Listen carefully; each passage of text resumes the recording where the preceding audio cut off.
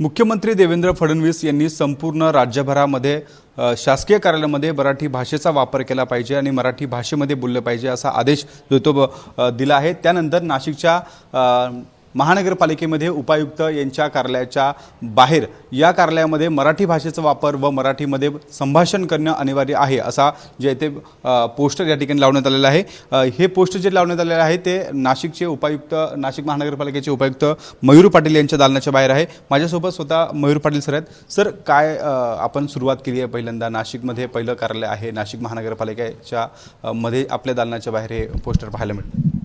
नक्कीच माननीय मुख्यमंत्री महोदय यांनी तर सूचना दिल्या आणि आपल्या सर्वांना अभिमानाची गोष्ट म्हणजे मराठी भाषेला आता अभिजात दर्जा प्राप्त झाला आहे।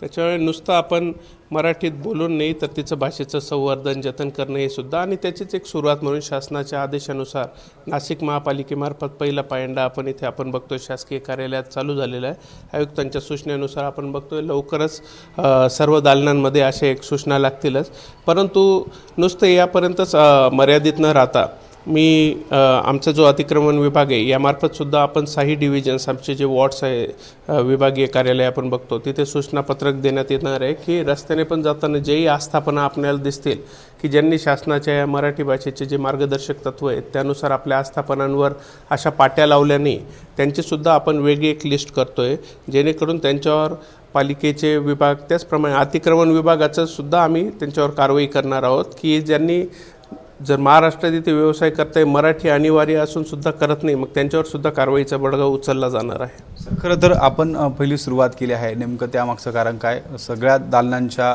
आधी आपल्या दालनाच्या बाहेर हे पोस्टर पाहायला मिळतं म्हणजे त्याबद्दल आता मान्य आयुक्त साहेब यांच्या सूचना आहेतच। एवढंच आहे की आज माझ्या कार्यालयात आपण म्हणजे मागच्या हप्त्यातच लावलं आणि सर्वांनाही सूचना दिल्या आहे त्यानुसार आपण बघू की येत्या 2 दिवसात सर्वच कार्यालयात तिथे होईल आणि सर्वांनाच मराठीचा अभिमान आहे। परंतु आपण बघतोय की बरेचसे आपल्या अधिकारी वर्ग आता सिंहस्थ किंवा कोर्ट कचेरी विधानसभा पण आहे त्याच्यामुळे सगळे मुंबई किंवा बाकी ठिकाणी आहेत, परंतु ते सर्व झाल्यावर लवकरच सगळे आपले इथे बोर्ड लावतील। परंतु सगळ्या नागरिकांनाही माझी विनंती राहील की आपल्या आस्थापना पण ज्या एक ऑफिसेस असतील यांच्यावर सर्व जे नियम दिलेले आहेत त्यानुसार ठीक आहे तुम्हाला इंग्लिश हिंदी कुठल्याही भाषेत लावायचं परंतु मराठी भाषेतला बोर्ड असणं अनिवार्य आहे आणि मराठी आपण इथे जर व्यवसाय करताय तर मग ते मराठी भाषेचा आपल्याला अभिमान असणं साहजिकच आहे आणि ही कुसुमाग्रजांची नगरी आहे त्याच्यामुळे इथे कोणी मराठी भाषेच्या पाट्या लावा किंवा काही असा प्रशासनाने सांगायची वेळ तरी यायला नको, आपल्याला अभिमान असला पाहिजे या गोष्टीचा।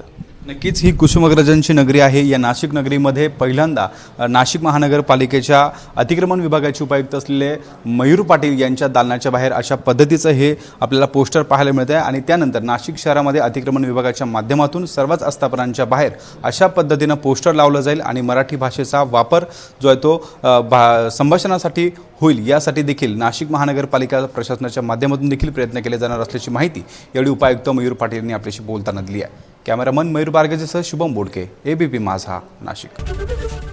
एबीपी माझा, उघडा डोळे बघा नीट।